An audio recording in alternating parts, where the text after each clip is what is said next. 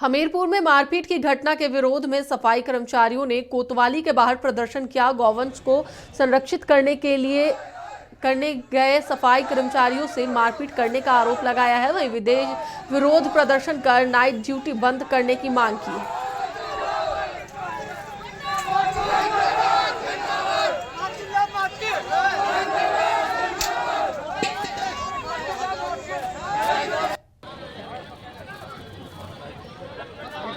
रात में सर हम गाय हका रहे थे। हमारा आदेश था नगर पालिका से कि सभी गाय बस्ती में हका के गौशाला ले जाया जाए।